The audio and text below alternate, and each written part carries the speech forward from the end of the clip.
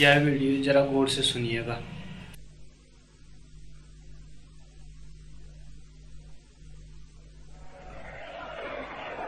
एक छोटी सी कहानी से मैं आने वाले 3 दिनों की चर्चाओं को शुरू करूंगा।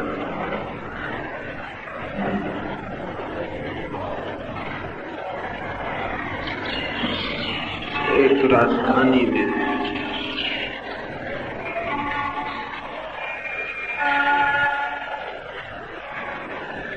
एक संध्या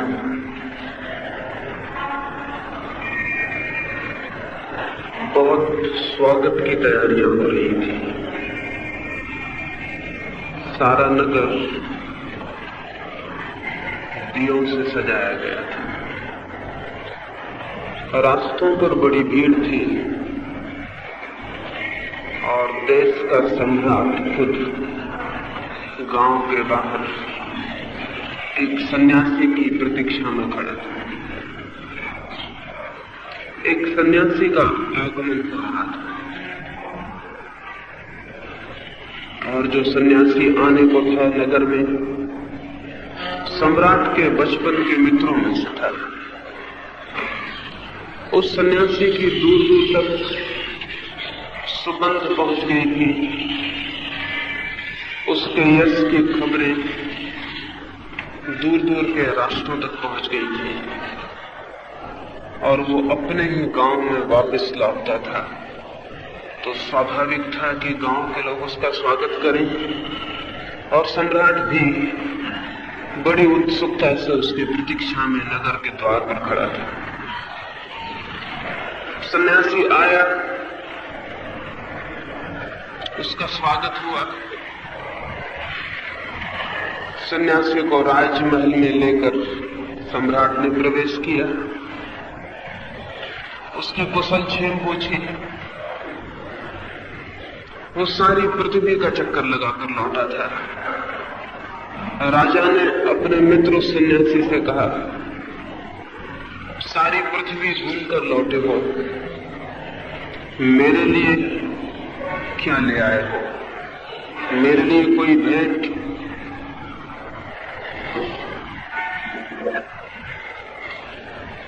सन्यासी ने कहा,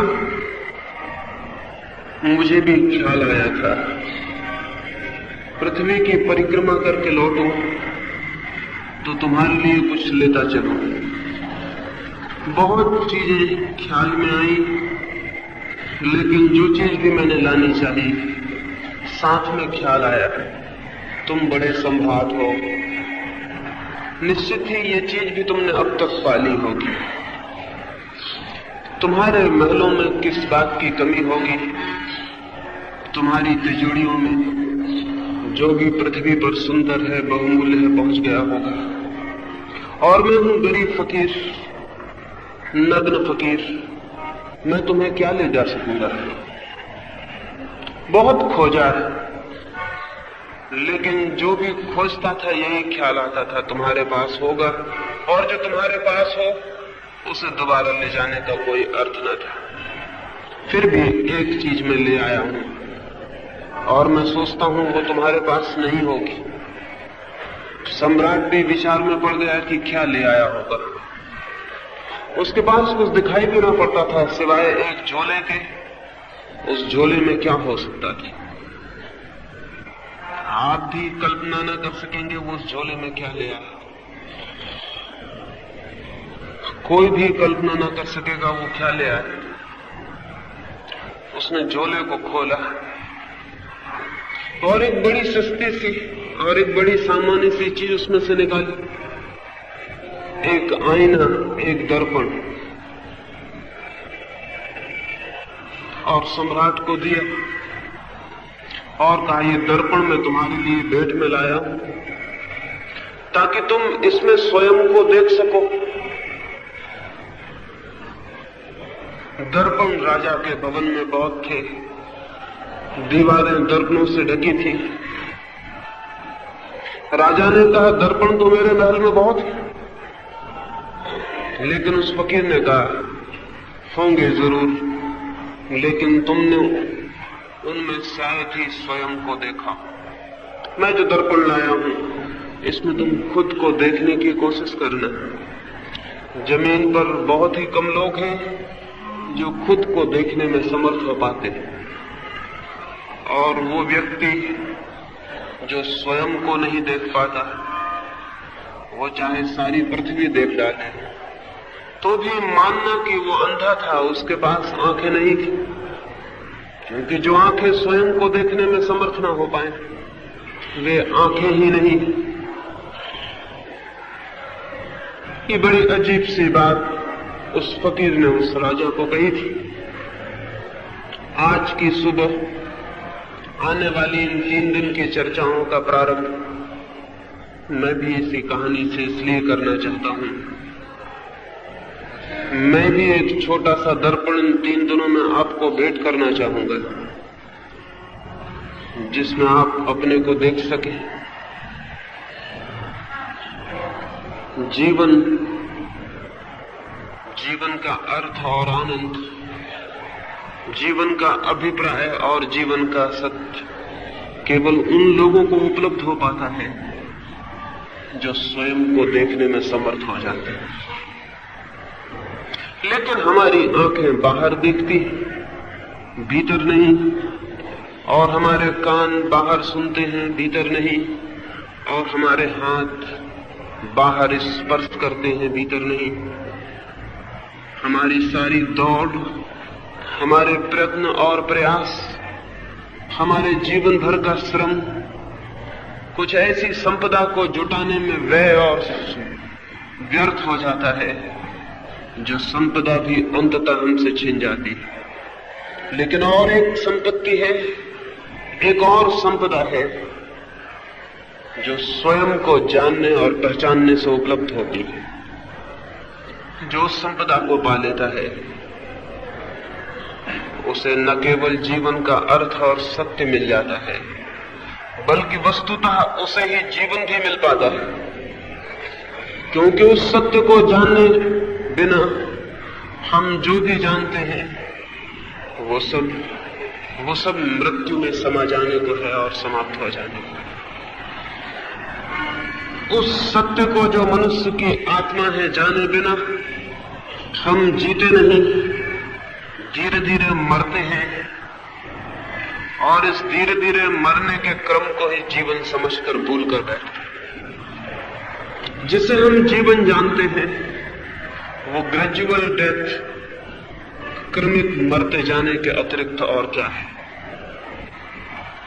बच्चा जिस दिन पैदा होता है उसी दिन से मरने की क्रिया शुरू हो जाती है, और अंत में जिसे हम मृत्यु कहते हैं वो कोई आकस्मिक घटना नहीं है, बल्कि जन्म के दिन जो प्रक्रिया शुरू हुई थी उसी की समाप्ति।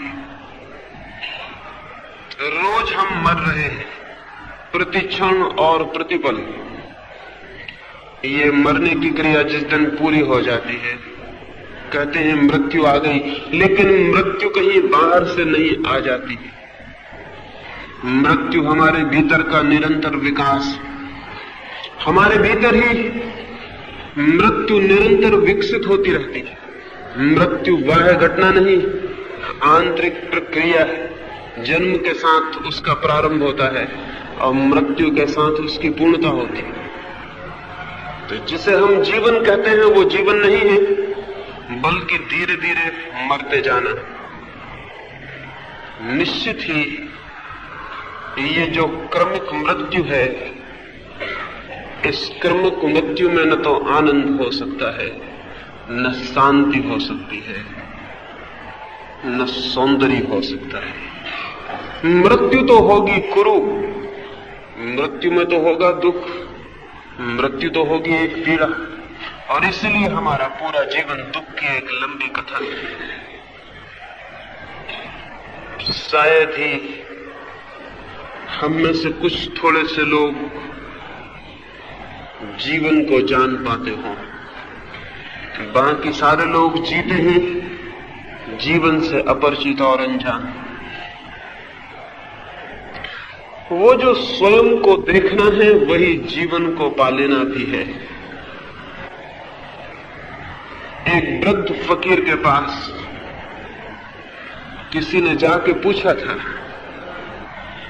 कि मैं मृत्यु के संबंध में कुछ जानना चाहता हूं, तो उस वृद्ध फकीर ने कहा था तुम कहीं और जाओ, अगर मृत्यु के संबंध में जानना है तो किसी और से पूछो, क्योंकि जहां मैं हूं वहां मृत्यु है ही नहीं, वहां सिर्फ जीवन है।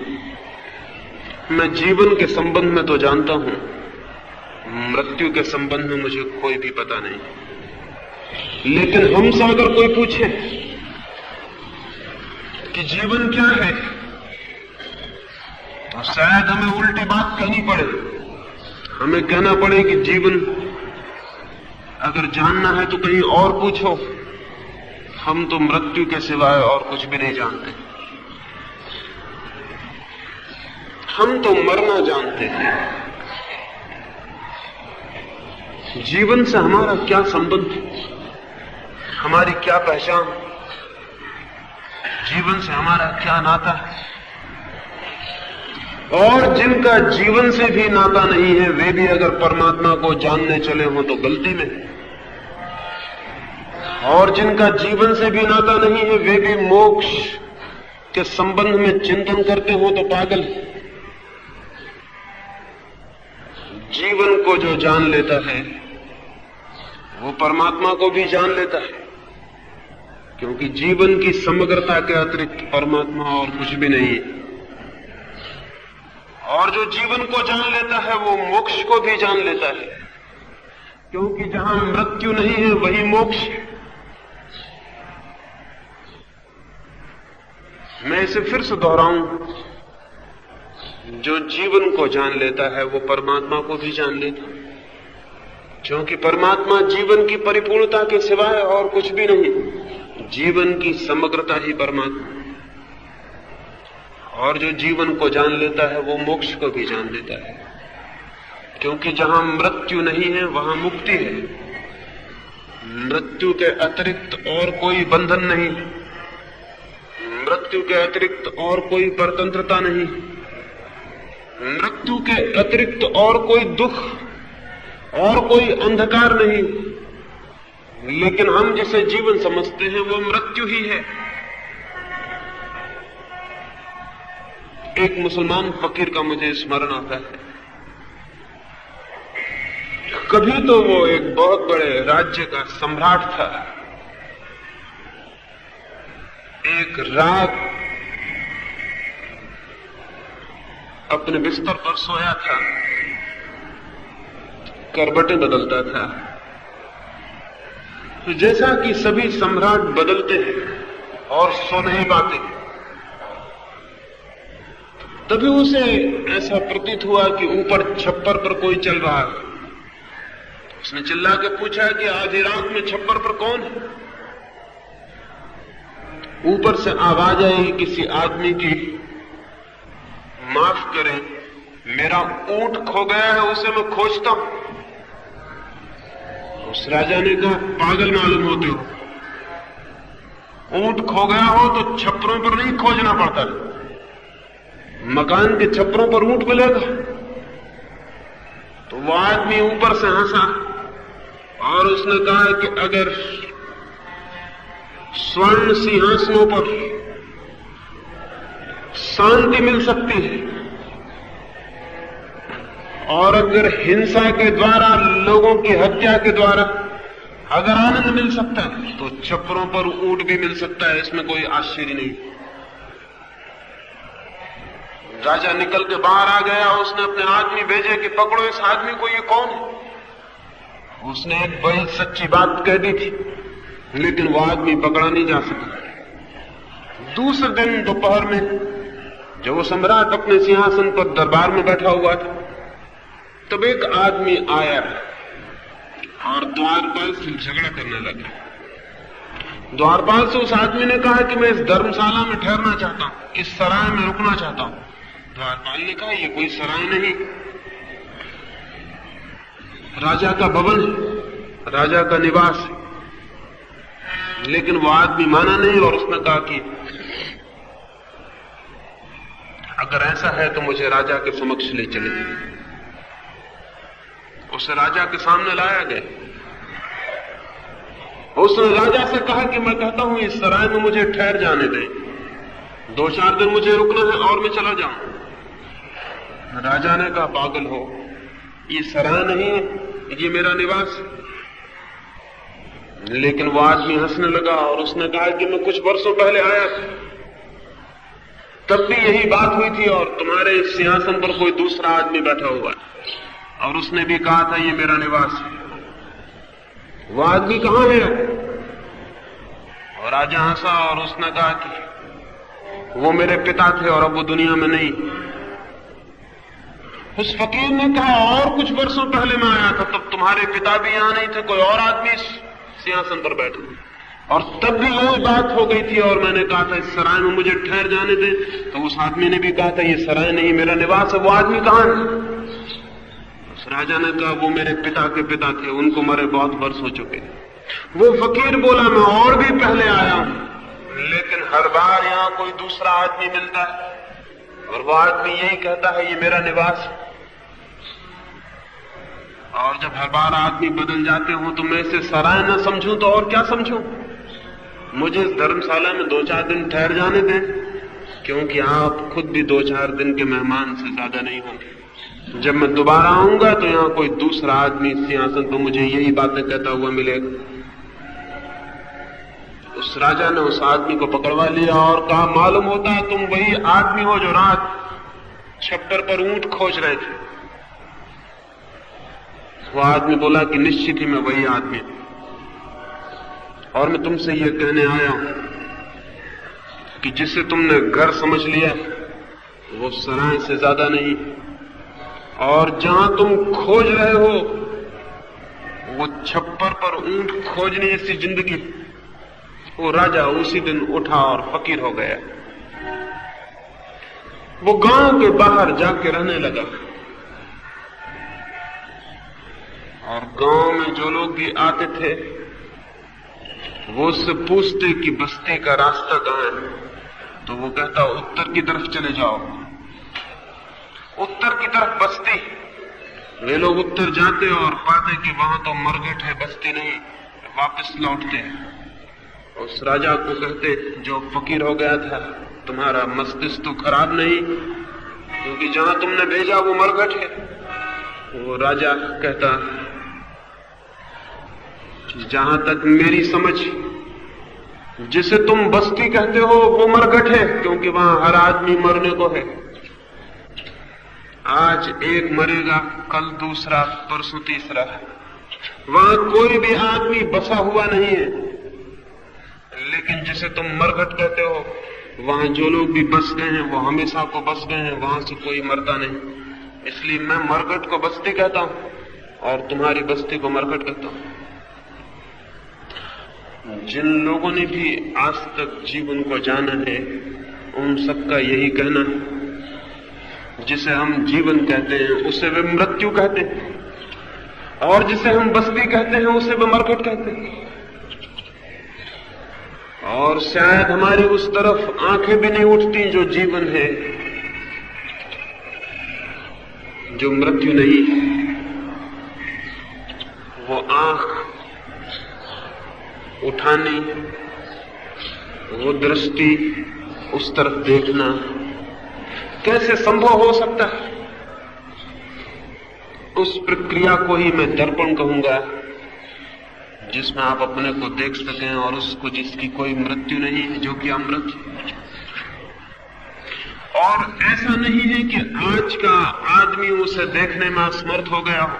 आदमी हमेशा से असमर्थ रहा है। और ऐसा भी नहीं है कि आज की दुनिया आत्मज्ञान से हीन हो गई हो। हमेशा से थोड़े से लोगों को छोड़कर हमारा अधिकांश हिस्सा उस दिशा से अंधा रहा है। कोई भूल हो गई है आदमी के साथ, आदमी की संस्कृति में, उसके विचार में, उसके जीने के ढंग में कोई आधारभूत, कोई बुनियादी गलती हो गई है, जिसकी वजह से कुछ थोड़े से लोग हैं जो उस गलती से उभर पाते हैं उस गलती से मुक्त हो पाते हैं, वे तो स्वयं को, सत्य को और जीवन को जान पाते हैं। शेष सारे लोग केवल आशाओं में जीते हैं, उनकी कोई उपलब्धि नहीं होती। केवल आकांक्षाओं में जीते हैं, उनकी कोई प्राप्ति नहीं होती। केवल सपनों में जीते हैं, सत्य से उनका कोई साक्षात नहीं हो पाता। वो कौन सी भूल हो गई है, उन आधारभूत भूलों के संबंध में आज सुबह में चर्चा करूंगा, और उनसे मुक्त होने के बाबत बाद में शायद आप थोड़े विचार में भी पड़ जाएं, क्योंकि जिन बातों को मैं भूल समझता हूं, हो सकता है उन्हीं बातों को आप धर्म समझते रहे हो। लेकिन मैं चाहता हूं कि आप सोच विचार में पड़ जाएं, क्योंकि जो व्यक्ति विचार में पड़ जाता है उसके लिए आज नहीं कल रास्ता मिल सकता है, लेकिन जो निश्चिंत अंधा बना बैठा रहता है उसके लिए कोई मार्ग नहीं। मनुष्य के मन को निर्माण करने वाली बातों में जो सबसे बड़ी बुनियादी भूल हो गई, जिसकी वजह से वो अपनी तरफ आंख भी नहीं उठा पाता, और वे लोग जो निरंतर कहते हैं अपने को जानो, आत्मा को जानो, नो दाई सेल्फ और इस तरह की बातें कहते हैं, वे लोग भी उसी भूल को दोहराते हैं। और इसलिए बातचीत तो हो जाती है लेकिन कोई अपने को जान नहीं पाता। वो पहली भूल ये हो गई है कि मनुष्य को हमने इधर 5000 वर्षों से श्रद्धा और विश्वास सिखाया है, विवेक और विचार नहीं। हम आदमी को सिखाते रहे विश्वास करने के लिए, और जो आदमी विश्वास कर लेता है उस आदमी की सारी खोज बंद हो जाती है।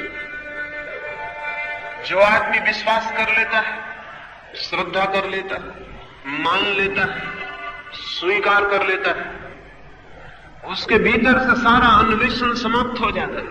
उसकी सारी इंक्वायरी, उसकी सारी खोज, उसकी सारी जिज्ञासा की मृत्यु हो जाती है। श्रद्धा सबसे बड़ी रुकावट और पत्थर की तरह मनुष्य की आत्मा की खोज पर खड़ी हो जाती।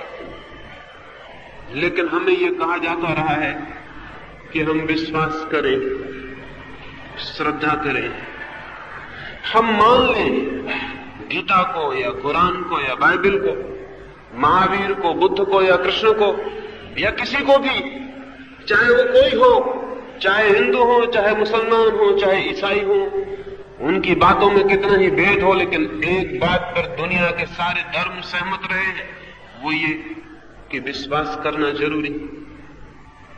और विश्वास का मतलब क्या होगा? विश्वास का मतलब होता है अंधापन। विश्वास का मतलब होता है अपनी आंखों पर नहीं, किसी और की आंखों पर श्रद्धा। विश्वास का मतलब होता है जो मैं नहीं जानता हूं उसको मान लेना। विश्वास का अर्थ होता है खुद के विवेक और विचार का आत्मघात। विश्वास सुसाइडल है, आत्मघाती है, क्योंकि विश्वास ये कहता है कि अपने से बाहर श्रद्धा का कोई बिंदु है, चाहे वो राम हो, चाहे कृष्ण, चाहे बुद्ध, चाहे महावीर, चाहे गीता, चाहे कुरान, चाहे कुछ और, मेरे से बाहर कुछ है जो मुझे मान लेना। और स्मरण रखें, जो व्यक्ति मान लेने को राजी हो जाता वो कभी जान नहीं पाता, क्योंकि मानने का अर्थ ही है जानने की सारी चिंता, जानने की सारी आकांक्षा, जानने की सारी अभीप्सा छोड़ दी गई। मनुष्य के व्यक्तित्व के निर्माण में जो सबसे ज्यादा आत्मज्ञान के विरोध में बात खड़ी हो गई है वो है उसके विश्वास, उसकी बिलीफ, उसकी वे स्वीकृतियां जो उसने अनजाने, बिना खुद जाने अंगीकार कर ली हैं और मान ली। तब वो अंधे की भांति किसी के पीछे चलने को राजी हो जाता है। तब वो सोचता नहीं, तब वो विचारता नहीं, तब वो संदेह नहीं करता है, तब वो आंख बंद कर लेता है। क्योंकि खुली आंख होगी तो विचार पैदा होगा, अगर खुली आंख होगी तो चिंतन पैदा होगा, अगर आंख खुली होगी तो संदेह भी पैदा होगा। इसलिए जिसे विश्वास करना है उसे आंख बंद कर लेनी होती। आंख अगर बिल्कुल ही फूट जाए तो विश्वास पूरा हो जाता है, तब कोई संदेह पैदा नहीं होता, कोई विचार पैदा नहीं होता, कोई जिज्ञासा पैदा नहीं होती। तब जो भी कहा जाता है वो मान लिया जाता है। और ऐसे व्यक्ति को हम धार्मिक कहते रहे, ऐसा व्यक्ति जरा भी धार्मिक नहीं। और ऐसे धार्मिक व्यक्तियों की वजह से जमीन पर धर्म का अवतरण नहीं हो सका। ऐसे धार्मिक व्यक्तियों की वजह से दुनिया में अधर्म है। ऐसे धार्मिक व्यक्तियों की वजह से हिंदू तो पैदा हो सका, मुसलमान पैदा हो सका, ईसाई और जैन पैदा हो सके, लेकिन धर्म पैदा नहीं हो सका। धर्म हजार हो सकते, धर्म अनेक हो सकते, धर्म बहुत हो सकते। अगर धर्म सत्य है तो एक ही हो सकता है। हिंदुओं की केमिस्ट्री अलग नहीं होती, हिंदुओं की फिजिक्स मुसलमानों की फिजिक्स से अलग नहीं हो सकती, ईसाइयों का गणित जैनियों के गणित से अलग नहीं हो सकता। पदार्थ के नियम एक हैं, यूनिवर्सल हैं, तो आत्मा के नियम अनेक कैसे हो सकते? अगर जड़ पदार्थ के नियम भी सार्वलौकिक हैं, तो परमात्मा के नियम भिन्न भिन्न और अलग अलग कैसे हो सकते हैं? लेकिन जमीन पर कोई 300 धर्म है और एक दूसरे के शत्रु। इन 300 धर्मों के खड़े होने का आधार क्या है? ये किस बुनियाद पर खड़े हुए? अगर सोच विचारशील मनुष्य होता तो दुनिया में धीरे धीरे एक धर्म रह जाता, उसका कोई नाम नहीं होता, उसका हिंदू मुसलमान नाम नहीं हो सकता। क्योंकि नामों की जरूरत तभी तक है जब तक बहुत धर्म हो। अगर एक ही नियम शेष रह जाए तो नामों की कोई जरूरत नहीं। सच्चाई यह है कि न तो परमात्मा का कोई नाम है और न धर्म का कोई नाम। लेकिन नाम वाले धर्मों के कारण उस बेनाम धर्म को खोजना संभव नहीं हो सका। और नाम वाले धर्मों के खड़े होने का आधार क्या है? आधार है विश्वास। इसलिए हिंदू मुसलमान के कितने ही विरोध में हो, ईसाई हिंदू के कितने ही विरोध में हो, लेकिन एक बात पर वे सब सहमत हैं कि विश्वास लाओ, विश्वास करो। विचार विद्रोही है, इसलिए विचार से सभी को डर है। विचार संदेह करता है, डाउट करता है, इसलिए विचार से सभी को भय है। विचार मत करो, स्वीकार करो, संदेह मत करो, श्रद्धा करो। ये शिक्षा रही है। और इस शिक्षा का परिणाम ये होता है कि मनुष्य के भीतर जो सोया हुआ विवेक है, उसके जागने पर ताले पड़ जाते हैं, उसके जागरण के आसपास दीवारें खड़ी हो जाती। उस विवेक के जागने का कोई कारण नहीं रह जाता। अगर कोई आदमी किसी दूसरे के कंधे पर हाथ रख के आंख बंद करके चलने का अभ्यास करे और वर्ष 2 वर्ष तक अपनी आंख बंद रखे, तो फिर उसकी आंखें काम करना बंद कर देंगी। अगर कोई आदमी अपने पैरों को बांध के बैठ जाए तो वर्ष 2 वर्ष में उसके पैर काम करना बंद कर देंगे। जिन अंगों का हम उपयोग बंद कर देते हैं वे मुर्दा हो जाते हैं। जो आदमी विश्वास कर लेता है वो विवेक से काम लेना बंद कर देता है। विवेक मर जाता है, रह जाता है विश्वास। और विश्वास अंधा है। अंधा विश्वास आत्मज्ञान में नहीं ले जा सकता। आत्मज्ञान के लिए चाहिए आंखों वाला विवेक, अंधा विश्वास नहीं। और जरूरी नहीं है कि विश्वास आस्तिक का ही हो, विश्वास नास्तिक का भी होता है। एक आदमी का विश्वास है कि ईश्वर है, उससे पूछें कि वो जानता है ईश्वर को। अगर वो नहीं जानता और उसने मान लिया तो उसने अपने जीवन को एक असत्य पर खड़ा कर दिया। एक आदमी कहता है ईश्वर नहीं है, उससे पूछें वो जानता है कि ईश्वर नहीं है। अगर वो नहीं जानता है और उसने किन्हीं की बातों को मान के ये स्वीकार कर लिया है कि ईश्वर नहीं, उसने भी विश्वास कर लिया, उसने भी अपने जीवन को एक असत्य पर खड़ा कर लिया। नास्तिक और आस्तिक दोनों का जीवन असत्य का जीवन। धार्मिक व्यक्ति न तो आस्तिक होता है न नास्तिक होता है, धार्मिक व्यक्ति तो खोजी होता है। वो स्वीकार नहीं कर लेता यात्रा के पहले, वो मान नहीं लेता, वो खोज करता है, और जिस दिन उसके प्राण किसी साक्षात को उपलब्ध होते उसी दिन वो जानता है, और उस दिन मानने की कोई भी जरूरत नहीं रह जाती, उस दिन विश्वास करने की कोई जरूरत नहीं रह जाती। उस दिन वो जानता है। जानना ज्ञान मुक्ति लाता है, विश्वास मान लेना बंधन पैदा करता है, और ये बंधन, विश्वास के बंधन हमेशा बाहर होते हैं, क्योंकि विश्वास जब भी हम करते हैं तो किसी पर करते हैं, वो बाहर होगा। इसलिए विश्वास हमेशा बहिर्मुखी है और ज्ञान हमेशा अंतर्मुखी है। जिसे स्वयं को जानना है उसे विश्वास का रास्ता छोड़ देना होगा और ज्ञान के रास्ते पर चरण रखने होंगे।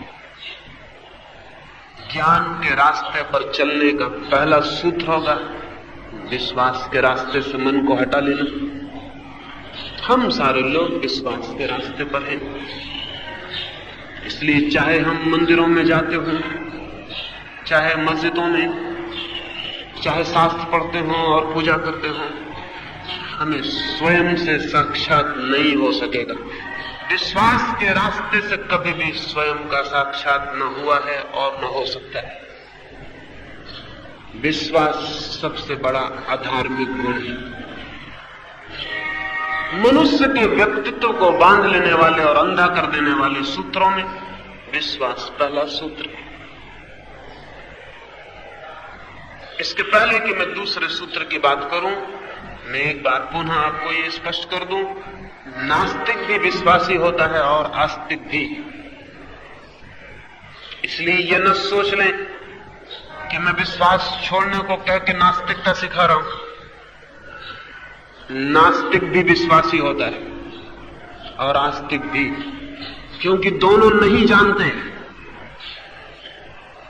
और न जानने में जो भी स्वीकार कर लिया जाता है वो अंधा कर देता है। इसलिए ज्ञान के रास्ते पर पहली बात ये जान लेना जरूरी है कि मैं नहीं जानता हूं, और इस न जानने की स्थिति में कोई भी विश्वास करना खतरनाक है, क्योंकि विश्वास से ये भ्रम पैदा होता है। न जानते हुए ये भ्रम पैदा होता है कि मैं जानता हूं। मैं एक छोटे से अनाथालय में गया था और वहां के संयोजकों ने मुझे कहा कि हम अपने अनाथालय में बच्चों को धर्म की शिक्षा देते। मैंने उनसे कहा कि जहां तक मेरी समझ है धर्म की कोई शिक्षा हो ही नहीं सकती। धर्म की साधना तो हो सकती है, शिक्षा नहीं, क्योंकि साधना होती है भीतर और शिक्षा होती है बाहर। तो विज्ञान की तो शिक्षा हो सकती, धर्म की कोई शिक्षा नहीं हो सकती। फिर भी आप क्या शिक्षा देते हैं मैं जानना चाहूंगा। वे मुझे अपने बच्चों के पास ले गए और उन्होंने कहा आप इन बच्चों से पूछें तो आपको पता चल जाएगा। मैंने उनसे ही निवेदन किया कि वे ही पूछे, मैं सुनूंगा। उन 100 के करीब बच्चे थे। उन्होंने उनसे पूछा ईश्वर है? उन सारे बच्चों ने हाथ उठाए और कहा ईश्वर है। उन बच्चों को सिखा दिया गया ईश्वर है। वे छोटे छोटे अनाथ बच्चे, उन्हें जो भी सिखा दिया जाए वो सीख लेंगे। अगर संयोग से वे रूस में पैदा हुए होते तो रूस की हुकूमत उन्हें सिखा देती ईश्वर नहीं है, और मैं अगर रूस में जाकर उनसे पूछता ईश्वर है तो वे सारे बच्चे कहते ईश्वर नहीं है, क्योंकि उन्हें सिखा दी गई होती बात ईश्वर नहीं है। यहां उन्हें सिखा दिया गया है ईश्वर है।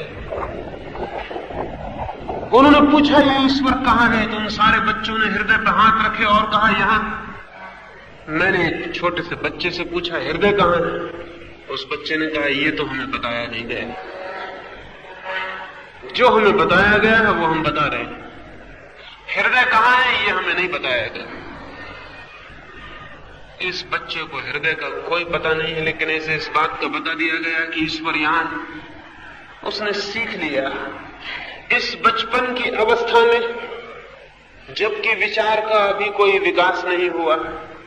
सारे धर्मों के लोग बच्चों के साथ जो अन्याय करते हैं उसका हिसाब लगाना कठिन।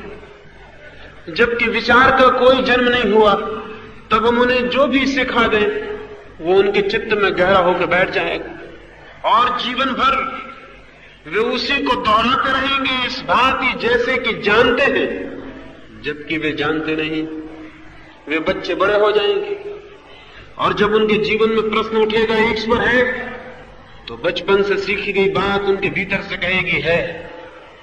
ये सीखी हुई बात। और जब प्रश्न उठेगा ईश्वर कहां है, तो उनके हाथ मशीनों की तरह उठ जाएंगे और हृदय पे पहुंच जाएंगे और वो कहेंगे यहां। ये हाथ झूठा है, ये हाथ जो उठ रहा है ये सच्चा नहीं है। क्यों? इस बच्चे का कोई भी अनुभव नहीं है कि ईश्वर है, और है तो कहां है। लेकिन बचपन से दोहराई गई बात, बहुत बार दोहराई गई बात, दूसरों के द्वारा, खुद के द्वारा, ये भूल जाएगा कि ये बात मैंने सीखी है, ये बात मैं जानता नहीं। और तब अज्ञान तो होगा इसके भीतर, ऊपर से झूठा ज्ञान चिपक जाएगा जो इसे जीवन भर धोखा देगा। हम सब भी ऐसे ही बच्चे हैं जो इसी तरह की बातों को सीख के बड़े हो गए। इसके पहले कि कोई सत्य की खोज में विचार करे, स्वयं को जानने के लिए उत्सुक हो या परमात्मा की खोज में निकले, उसे अपने से बहुत गहरे में पूछ लेना चाहिए, जो मैं जानता हूं वो कहीं सीखा हुआ तो नहीं। अगर वो सीखा हुआ है तो उससे मुक्त हो जाना चाहिए, क्योंकि जो सीखा हुआ है वो ज्ञान का भ्रम देता है, ज्ञान नहीं है। ज्ञान सीखा नहीं जाता, जाना जाता है। ज्ञान दूसरों से उपलब्ध नहीं होता, खुद में खोदा जाता है और विकसित होता है। शब्द सीखे जाते हैं, ज्ञान उघाड़ा जाता है। ज्ञान की एक डिस्कवरी है, ज्ञान का एक अनावरण है। खुद के प्राणों के भीतर जब हम पर्दों को उघाड़ते हैं तो वो उपलब्ध होता है जो ज्ञान। और दूसरों से जो हम शब्द सीख लेते हैं, सिद्धांत सीख लेते हैं और शास्त्र सीख लेते हैं, वो ज्ञान नहीं है। और जो आदमी जितना सीखे हुए शब्दों में खो जाता है, उस आदमी की ज्ञान की तरफ यात्रा बंद हो जाती है। विश्वास शब्दों से ज्यादा नहीं है। शब्द बिल्कुल निष्प्राण, इसलिए ज्ञान तो इकट्ठा हो जाता है शब्दों में और दिखाई पड़ता है कि ज्ञान उपलब्ध हो गया, लेकिन हमारे प्राणों में कोई ज्योति उससे जगती नहीं, हमारे चित्त में कोई आलोक उससे पैदा नहीं होता, हमारे प्राण उससे नाच नहीं उठते और हमारे हृदय की वीणा पर उससे कोई संगीत का जन्म नहीं होता, होगा भी नहीं, क्योंकि शब्द है निष्प्राण, विश्वास है अंधे, श्रद्धा है थोथी, उससे कुछ होगा नहीं। उससे हट जाना जरूरी है और हटने के लिए कुछ और नहीं करना होगा। अगर हम ठीक से अपने चित्त के सारे ज्ञान को खोज डालें तो हमें पता चल जाएगा कि ये ज्ञान सब सीखा हुआ है, इसलिए झूठा है। अज्ञान हमारा इससे कहीं ज्यादा सत्य है। सुकरात को उसके मित्रों ने एक दिन जाके कहा, एथेंस में सारे वृद्ध जन कहते हैं कि सुकरात महाज्ञानी है। सुकरात ने उन मित्रों को कहा, जाओ और उनसे कहना ऐसी झूठी बात ना कहें, क्योंकि सुकरात खुद ये कहता है कि वो ज्ञानी नहीं है, महाअज्ञानी। सुकरात ने कहा, जब मैं छोटा था और मेरी अवस्था थोड़ी थी, तब मुझे ये ख्याल था कि मैं जानता हूं फिर मैं जवान हुआ, मेरी समझ बढ़ी, तो मेरे जानने के भवन की बहुत सी ईंटें और दीवारें गिर गई और मेरे ज्ञान के भवन में बहुत छेद हो गए और मैं समझ में आने लगा कि मैं क्या जानता हूं, बहुत कम जानता हूं। लेकिन जैसे जैसे मैं वृद्ध हुआ और मेरी खोज गहरी हुई और मेरी आंखें ज्यादा सतेज हुई, तो मैंने पाया कि वो भवन जो ज्ञान का बचपन में मालूम होता था बिल्कुल गिर गया है। अब उसकी कोई दीवारें नहीं रह गई। और जैसे जैसे मैं वृद्ध होता जा रहा हूं, मुझे समझ में आ रहा है कि मैं नहीं जानता हूं। आप हैरान होंगे, जानने का भ्रम बहुत चाइल्डिश, बहुत बचकाना।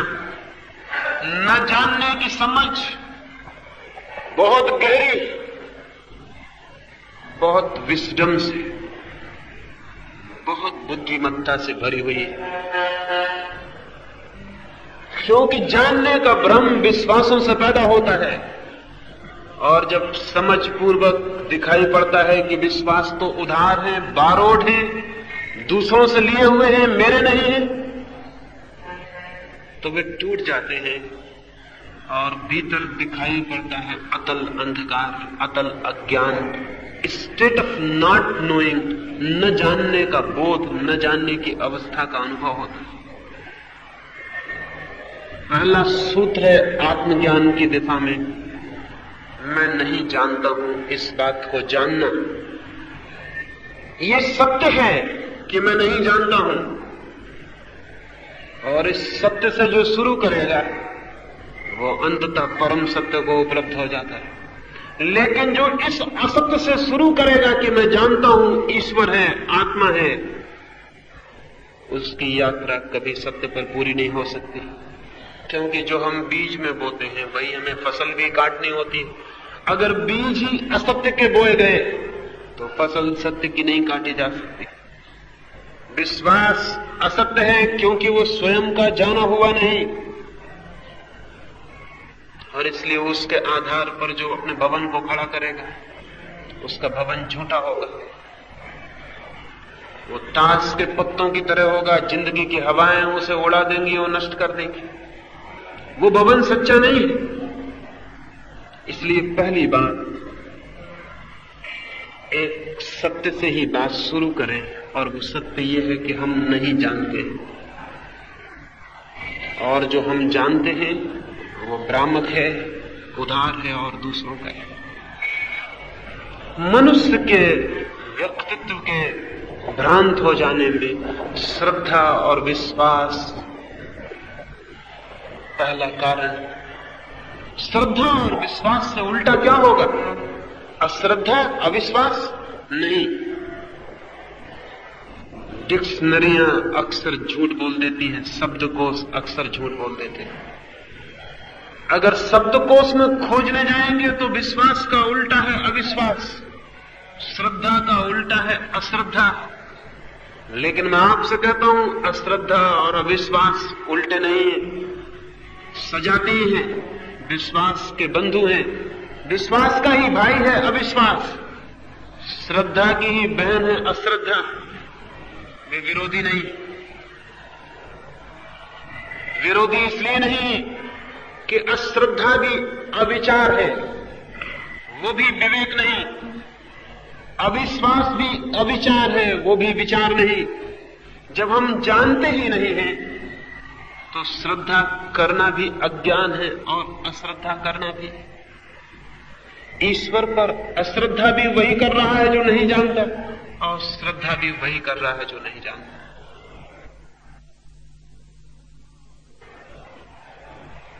श्रद्धा और अश्रद्धा दोनों से अलग कोई बात है, दोनों से विरुद्ध और उल्टी भी कोई बात है। वो बात है विवेक, वो बात है विचार, वो बात है मन का खुला होना, ओपननेस।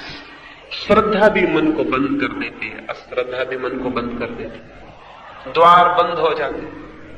हम राजी हो जाते हैं किसी एक बिंदु पर कि ठीक है, पड़ाव आ गया, जान लिया हमने कि ईश्वर नहीं है या ईश्वर है। दोनों हालत में मन के द्वार बंद हो जाते हैं। और जो क्लोज्ड माइंड है, बंद मन है, वही मन तो जानने में असमर्थ है। खुला हुआ मन चाहिए। खुले हुए मन का अर्थ है ये जानना चाहिए कि मैं नहीं जानता हूं, इसलिए न श्रद्धा और न श्रद्धा दोनों मेरे पड़ाव नहीं हो सकते। श्रद्धालु को अश्रद्धालु बनाया जा सकता है, कोई कठिनाई नहीं। अश्रद्धालु को श्रद्धालु बनाया जा सकता है, कोई कठिनाई नहीं है। वे परिवर्तन बहुत आसान है। जो आदमी जवानी में अश्रद्धालु होता है, अविश्वासी होता है, बुढ़ापे में श्रद्धालु हो जाता है। जो आदमी आज अश्रद्धा करता है, कल श्रद्धा करने लगता है। श्रद्धा और अश्रद्धा में कोई विरोध नहीं है, एक दूसरे में यात्रा हो जाती है। एक गांव में तो एक बार ऐसा हुआ, एक गांव में दो बड़े विचारक थे। ऐसा गांव के लोग कहते थे, विचारक वो न रहे होंगे। एक आस्तिक था, एक नास्तिक था। एक मानता था ईश्वर है और एक मानता था ईश्वर नहीं, और दोनों के बड़े तर्क थे। अपने अपने विश्वास के लिए उन्होंने बड़े आर्गुमेंट और बड़े तर्क इकट्ठे कर रखे थे। आखिर गांव के लोग उनसे परेशान हो गए, किसकी माने और किसकी न माने। तो सारे गांव के लोगों ने कहा कि आप दोनों विवाद कर लें, हम सुन लें, और जो जीत जाए उसको हम मान लेंगे। आधा गांव एक को मानता था, आधा गांव दूसरे को। सारा गांव इकट्ठा हुआ एक रात्रि, और उन दोनों विद्वानों में विवाद हुआ। आस्तिक ने अपने तर्क दिए और सिद्ध किया कि ईश्वर है, और नास्तिक ने उसके तर्कों का खंडन किया और तर्क दिए कि ईश्वर नहीं है। दोनों रात भर विवाद करते रहे। सुबह होते होते दोनों एक दूसरे के गले लग गए। गांव समझ ही न पाया कि बात क्या हुई। दोनों घर चले गए। बाद में गांव को पता चला जो आस्तिक था वो नास्तिकों के तर्क से प्रभावित होकर नास्तिक हो गया, और जो नास्तिक था वो आस्तिक से प्रभावित होकर आस्तिक। जो आस्तिक था वो नास्तिक हो गया, जो नास्तिक था वो आस्तिक हो गया। गांव में झगड़ा वैसा का वैसा कायम रहा। आस्तिकता नास्तिकता में बदल सकती, नास्तिकता आस्तिकता में बदल सकती, इसमें कोई कठिनाई नहीं। दोनों अंधे हैं, उनमें बदलाहट हो सकती, सजाती। लेकिन एक तीसरे तरह का मनुष्य भी होता है जो आस्तिक भी नहीं होता और नास्तिक भी नहीं होता। एक तीसरे तरह का मन होता है, एक तीसरे तरह का माइंड होता है जो कहीं भी न इनकार में न स्वीकार में अपनी श्रद्धा को रखता है। जो कहता है मैं नहीं जानता हूं, इसलिए मैं खोजना चाहता हूं लेकिन मानना नहीं चाहता। इस आदमी को मैं धार्मिक आदमी कहता हूं। ये रिलीजियस माइंड का पहला लक्षण। न वो स्वीकार करता है न स्वीकार, लेकिन खोजने को तत्पर और उत्सुक, निरंतर खुले हुए मन से राजी। जहां भी सत्य हो वहां पहुंचने के लिए तैयार। उसका कोई पक्ष नहीं है अपना। ऐसा जो निष्पक्ष मन है वही तो सत्य को खोज सकेगा। जिसका पक्ष है वो तो बन गया, उसकी खोज बंद हो गई। जिसकी कोई प्रेजुडिस है, जिसका कोई आग्रह है, वो तो बन गया। वो तो कोशिश करेगा कि मेरा आग्रह ही सत्य सिद्ध हो जाए। लेकिन धार्मिक आदमी वो है जिसका कोई आग्रह नहीं, जो ये नहीं कहता कि जो मैं कहता हूं वो सत्य है, बल्कि जो ये कहता है जो भी सत्य हो मैं उसे हमेशा खोजने को तैयार। मेरे द्वार खुले हुए। क्या आपके द्वार खुले हुए हैं? अगर आपके द्वार खुले हुए हैं तो आपको वो दर्पण उपलब्ध हो सकता है जिसमें आप स्वयं को और सत्य को जान सके, और उसी सत्य का अनुभव परमात्मा का अनुभव बन जाता है। लेकिन अगर आपके द्वार बंद, अगर आप हिंदू हैं, अगर आप मुसलमान, अगर आप जैन हैं, पारसी, अगर आप आस्तिक हैं, नास्तिक, ये हैं वो हैं, तो आपके द्वार बंद। और आप चाहे लाख उपाय करें, आप उस दर्पण को उपलब्ध नहीं हो सकेंगे, क्योंकि वो दर्पण केवल निष्पक्ष निर्दोष मन को ही उपलब्ध होता है। निष्पक्ष हो जाना जरूरी है, और निष्पक्ष वही हो सकता है जो अपने विश्वासों की व्यर्थता को समझ ले, नहीं तो निष्पक्ष आप कैसे हो सकेंगे। पक्षों के कारण धर्म की हत्या हुई है। धर्म के नाम पर कितनी हत्याएं हुई है कोई हिसाब? कितने मकान जलाए गए हैं, कितने आदमी मारे गए हैं, कितने बच्चे, कितनी स्त्रियां, लाखों में उनकी संख्या होगी, करोड़ों में। क्या धर्म के नाम पर हत्याएं हो सकती थी? और अगर धर्म के नाम पर इतनी हत्याएं हो सकती तो फिर अधर्म के नाम पर क्या होगा? नहीं, ये धर्म के नाम पर नहीं हुई, ये पक्ष के नाम पर हुई। और पक्ष को हम धर्म समझते रहे हैं, जो कि भूल। पक्ष धर्म नहीं है। धर्म तो है अत्यंत निष्पक्षता, धर्म तो है अत्यंत अनप्रेजुडिस्ड हो जाना, सारे पक्षों से मुक्त हो जाना। लेकिन पक्ष से मुक्त होगा वही जो विश्वास की व्यक्तता को समझ ले, नहीं तो पक्ष से मुक्त नहीं हो सकता।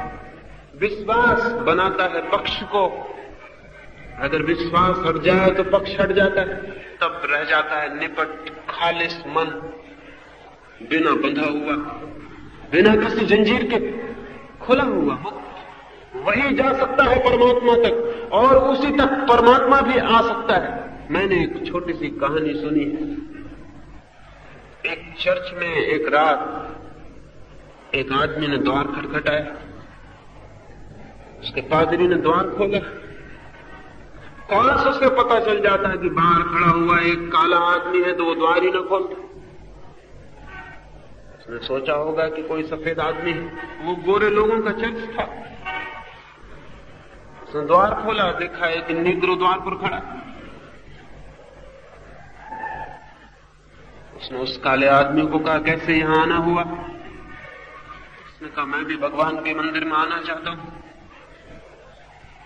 पुराने दिन होते तो वो पादरी कहता, शूद्र हट जाए यहां से, यहां तेरे लिए कोई जगह नहीं, और यहां तू आया तो सीढ़ियां साफ कर, तेरी छाया पड़ी तो मंदिर अपवित्र हो गया। लेकिन दिन बदल गए हैं, लेकिन आदमी का दिल थोड़ी बदला, भाषा बदल गई, हिसाब बदल गए हैं, लेकिन भीतर वही आदमी खड़ा है। उस पादरी ने कहा, मेरे मित्र। उसने नहीं कहा शूद्र, उसने कहा, मेरे मित्र, जरूर भगवान के मंदिर में तुम आना, लेकिन जब तक मन शांत और पवित्र न हुआ हो तब तक आने से फायदा क्या?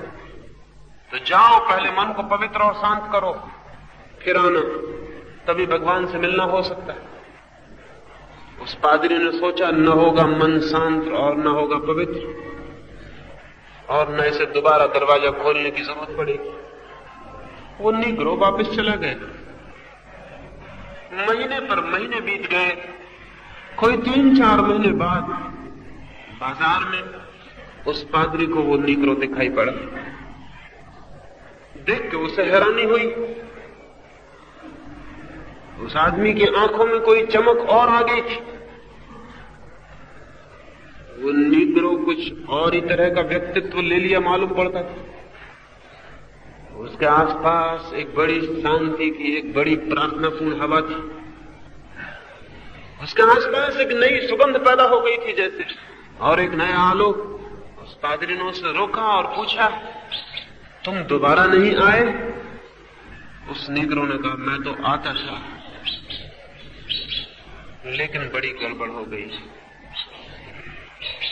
तुमने कहा था मन शांत करो और पवित्र, मैं मन को शांत करने में, पवित्र करने में लग गया। मेरे दिन और रात प्रार्थनाओं से भर गए, और मेरे मन में एक ही प्रार्थना और प्यास काम करने लगी। महीने बीत गए। एक रात में सोया। जब सोया तो मन मेरा एकदम शांत और मौन था। रात मैंने एक सपना देखा। सपने में मैंने देखा परमात्मा मेरे सामने खड़े और मुझसे पूछ रहे हैं कि तू क्यों इतनी प्रार्थनाएं कर रहा है, क्या चाहता है? तो मैंने कहा, मैं जो हमारे गांव का चर्च है, जो मंदिर है, उसमें प्रवेश चाहता हूं। तो परमात्मा हंसे और उन्होंने कहा तू बिल्कुल पागल है, उसमें तेरा प्रवेश ना हो सकेगा। मैं खुद 10 सालों से कोशिश कर रहा हूं, वो पादरी मुझे घुसने नहीं देते। मैं खुद हार गया हूं कोशिश करके, वो पादरी मुझे अंदर नहीं आने दे रहा।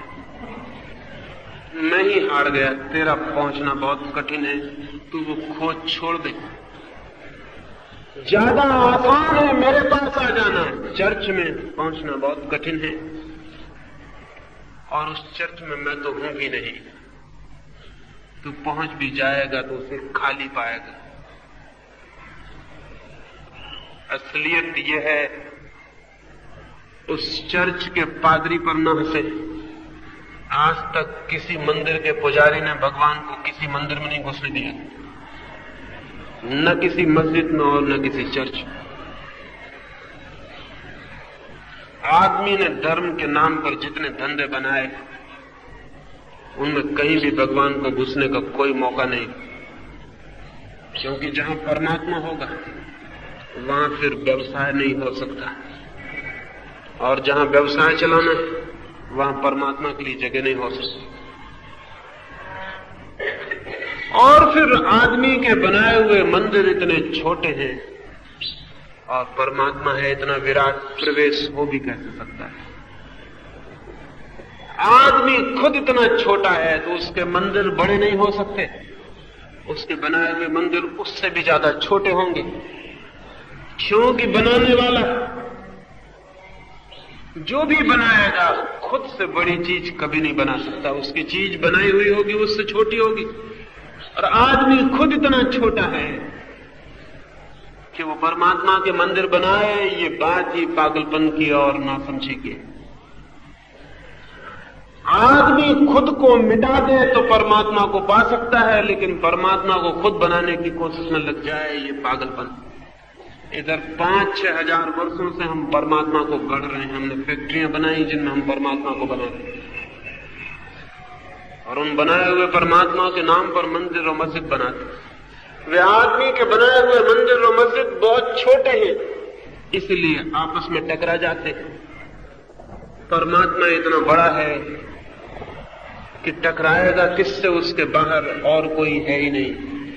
लेकिन मंदिर बहुत छोटे छोटे हैं, वो आपस में टकरा जाते हैं और लड़ जाते हैं। मंदिर हमारे पक्षपात, मंदिर हमारी प्रेजुडिसेस, मंदिर हमारे विश्वास, मंदिर हमारा ज्ञान नहीं।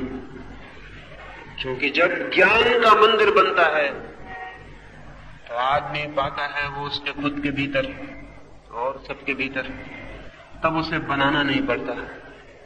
और जब ज्ञान से परमात्मा का अनावरण होता है तो उसकी मूर्ति नहीं गढ़नी होती, क्योंकि उसकी कोई मूर्ति नहीं हो सकती, और उसका नाम नहीं रखना होता क्योंकि उसका कोई नाम नहीं हो सकता। जब ज्ञान के परमात्मा का अनुभव होता है तो पाया जाता है वही है, वही सब कुछ है। लेकिन जब अज्ञान परमात्मा को गढ़ता है तो बड़े खतरे हो जाते हैं। हमारे सारे विश्वास अज्ञान में गृहीत होते हैं और हमारे सब मंदिर अज्ञान में बनते हैं, और हमारे सारे पक्ष और हमारे सारे विश्वास अज्ञान की संतति है। इसलिए जो इन विश्वासों को पकड़े बैठा रहता उसने अपने अज्ञान को ही मजबूत कर दिया।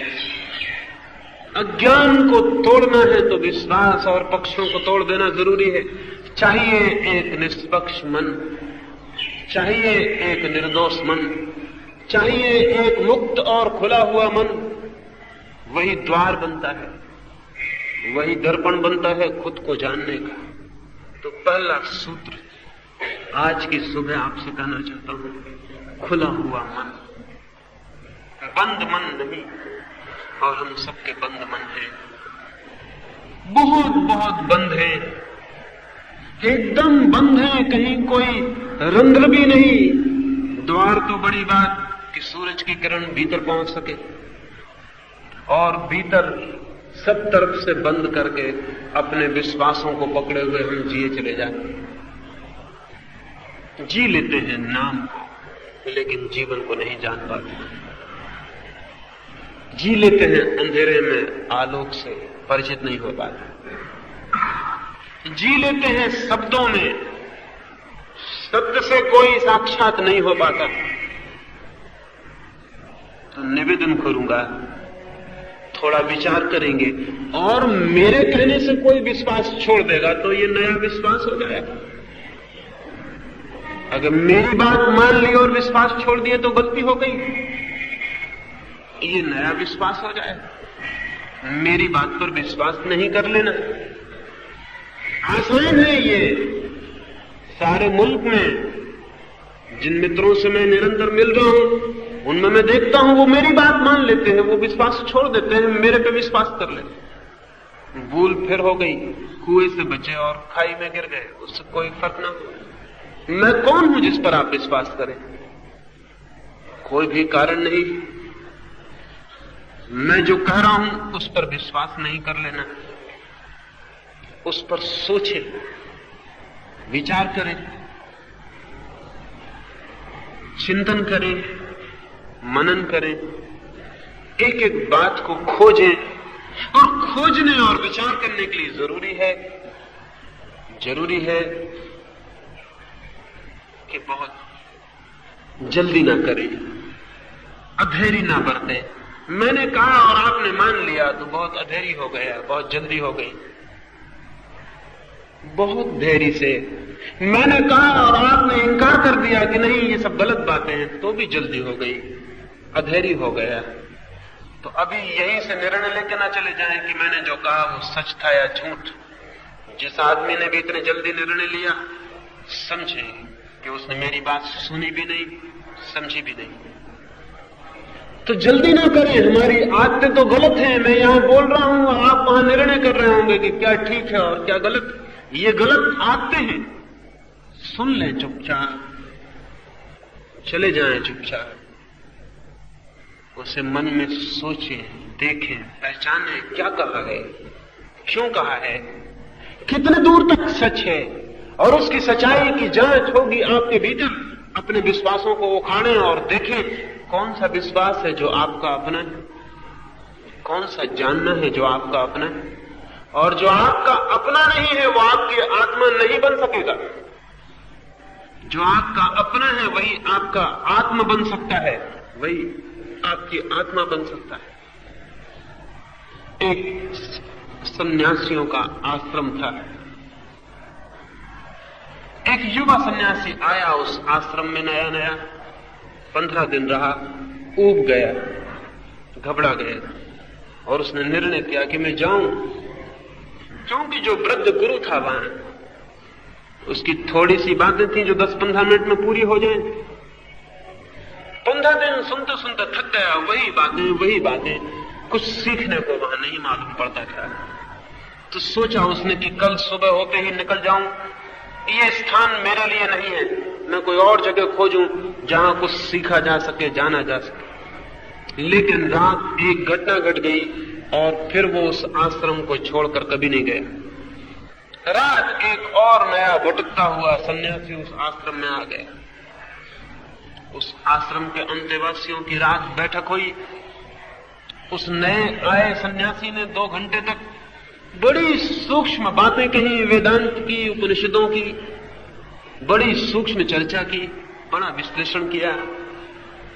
वो जो युवा सुबह छोड़ देने को था, उसने सुनी वो बातें, प्रभावित हुआ, हृदय में उसके बातें वे पहुंच गई, और उसके मन को हुआ कि गुरु हो तो ऐसा हो जो इतना जानता हो, इतना विस्तीर्ण हो जिसका जानना।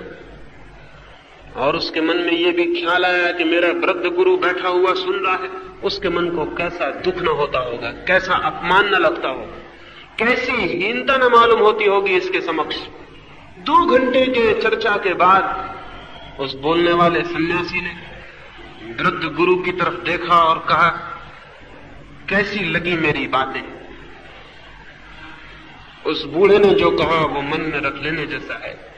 उस बूढ़े ने कहा, मेरे मित्र, मेरे बेटे, 2 घंटे से तुम्हारी बात सुनने की कोशिश कर रहा हूं, लेकिन तुम तो कुछ बोलते ही नहीं। उस युवा ने कहा, आप पागल हैं क्या? 2 घंटे से मैं ही बोल रहा हूं, और कौन बोल रहा है? उस वृद्ध ने कहा, तुम्हारे भीतर से शास्त्र बोलते हैं, सिद्धांत बोलते हैं, लेकिन तुम जरा भी नहीं बोल रहे, क्योंकि तुमने जो बोला उसमें तुम्हारा जाना हुआ कुछ भी नहीं है। तो तुम्हें भ्रम है कि तुम बोल रहे हो। तुम बिल्कुल भी नहीं बोल रहे हो। तुम एक यंत्र की भांति काम कर रहे हो, एक मशीन की भांति, जिसमें से शास्त्र दोहराए जा रहे हैं, शब्द जो सीखे गए हैं वो बोले जा रहे हैं, लेकिन तुम कहां हो? तुम तो मौजूद भी नहीं हो, क्योंकि अगर तुम मौजूद भी होते तो तुम्हें यह दिखाई पड़ जाता कि तुम ये मशीन का काम कर रहे हो, एक मनुष्य का नहीं। तो जाओ, अभी खोजो उसे जो तुम्हारा जानना बन सके, और जब वो तुम्हारा जानना बन जाएगा तो मैं कहूंगा कि तुम बोले। यही मैं आपसे भी कहता हूं, देखना, खोजना कि ये जो मेरे भीतर विश्वास, विचार, शब्द इकट्ठे हैं, ये मेरे हैं। अगर ये मेरे नहीं है, अगर इनमें से कुछ भी मेरा जाना हुआ नहीं है, तो मेरा जीवन एक निष्फल चेष्टा है, जिसमें मेरी अपनी कोई अनुभूति नहीं, अपनी कोई संपदा नहीं। तो मैं उस उधार शब्दों और उधार संपत्ति पर जी रहा हूं, तो क्या मैं वास्तविक जीवन को जान सकूंगा? क्या इन उधार शब्दों के आधार पर सत्य को पाया जा सकेगा? क्या ये सीखे गए शब्द और उनका दोहराना मुझे कहीं ले जाएगा? क्या ये विश्वास जो मेरे नहीं है मेरी आत्मा के उद्घाटक बन सकेंगे? इसको खोजना जरूरी है। इसे एक एक विश्वास को जांचना जरूरी है, कसना जरूरी है। कसौटी यही है कि क्या है मेरा अनुभव, और जो मेरा अनुभव नहीं उससे छुटकारा बहुत आवश्यक है, क्योंकि जो मेरा अनुभव नहीं है वही रोक लेगा उसे आने से जो मेरा अनुभव हो सकता है। एक अंतिम छोटी सी बात।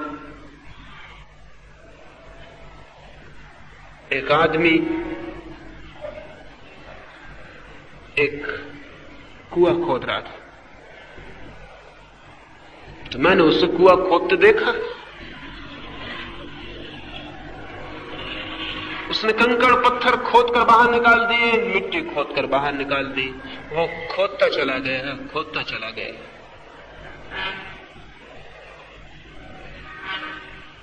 आखिर मिट्टी और पत्थर की परतें अलग हो गई, तो पानी के झरने फूट पड़े और वो कुआं पानी से भर गया। फिर मैंने देखा एक आदमी हौज बना रहा था, तो वो ईंट पत्थर लाया, मिट्टी लाया, उसने दीवारें बनाई, ईंट पत्थर जोड़ के दीवारें खड़ी की, और फिर पानी लाया और उस हौज में भर दिया। हौज में भी पानी था और कुएं में भी, और मैं सोचने लगा दोनों के पानी में कोई फर्क है या नहीं। उल्टी सी बात थी, कुएं से ईंट पत्थर बाहर निकाल दिए थे, पत्थर मिट्टी बाहर फेंक दी, तो भीतर जो पानी छिपा था वो प्रकट हो गया, और हौज में ईंट पत्थर लाने पड़े, जोड़ के दीवार बनानी पड़ी, और तब पानी लाकर उसमें भर देना पड़ा। कुएं में पानी आया, हौज में पानी लाना पड़ा। हौज में ईंट पत्थर भी लाके जोड़ने पड़े, कुएं से ईंट पत्थर निकाल के बाहर फेंक देने पड़े।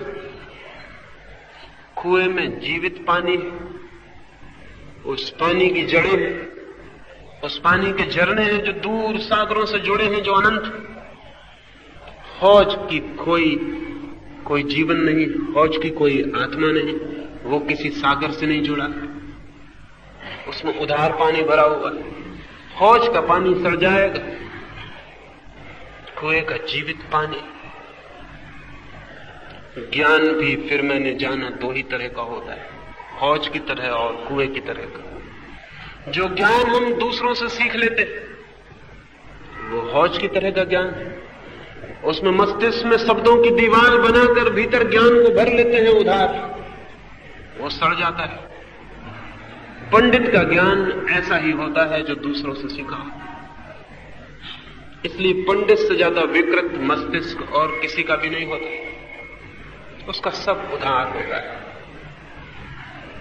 ज्ञानी का ज्ञान बहुत और तरह का है, कुएं की तरह का है। वो अपने चित्त में जितना भी मिट्टी पत्थर इकट्ठे हो गए हैं बाहर से उनको निकाल के फेंक देता है, खोदता चला जाता है, भीतर जो भी बाहर का है निकाल के फेंकता जाता है, जो भी बाहर से आया उसे बाहर फेंक देता है। तब एक दिन उसके भीतर उन झरनों का जन्म होता है जो उसके भीतर छुपे थे, जो उसके प्राण, जो उसकी आत्मा। और जब वे झरने खुलते तो उन्हीं झरनों में वो आनंद, वो आलोक बाहर चला आता है, जिसे कोई परमात्मा कहे, कोई सत्य कहे। और वो जो सत्य स्वयं के झरनों से उपलब्ध होते हैं, और वो जल स्रोत जो खुद के भीतर खोज लिया जाता है, वही मुक्ति बन जाता है, वही है जीवन। हम अपने जीवन को दबाए बैठे हुए, उसे उघाड़ना, वही है अमृत। उसकी कोई मृत्यु नहीं, वही है आनंद, क्योंकि वही है आत्मा। उस आत्मा की खोज में जो दर्पण निर्मित करना है, उसका पहला सूत्र मैंने आज आपसे कहा, और इन 3 दिन की चर्चाओं में और कुछ सूत्रों पर आपसे बात करूंगा। उनको सोचेंगे, विचारेंगे। हो सकता है मेरी सारी बात गलत हो, और अगर आपके सोचने विचारने से ये पता चल जाए कि वो गलत है, तो आप एक कदम आगे बढ़ जाएंगे, क्योंकि इतना सोच विचार आपके भीतर विवेक को पैदा कर देगा। और हो सकता है मेरी बात सोच विचार से उसमें से कुछ आपको ठीक दिखाई पड़े। अगर आपके सोच विचार से उसमें कुछ ठीक दिखाई पड़ा तो वो आपका हो जाएगा, मेरा नहीं रह जाएगा, उससे मेरा कोई संबंध नहीं। और जो आपका है वही सत्य है, और शेष सब असत्य है। मेरी थोड़ी सी प्रारंभिक बातों को आपने इतनी शांति और मौन से सुना, इसके लिए मैं बहुत बहुत अनुग्रहित हूं। और अंत में सबके भीतर बैठे हुए परमात्मा को प्रणाम करता हूं। मेरे प्रणाम स्वीकार करें।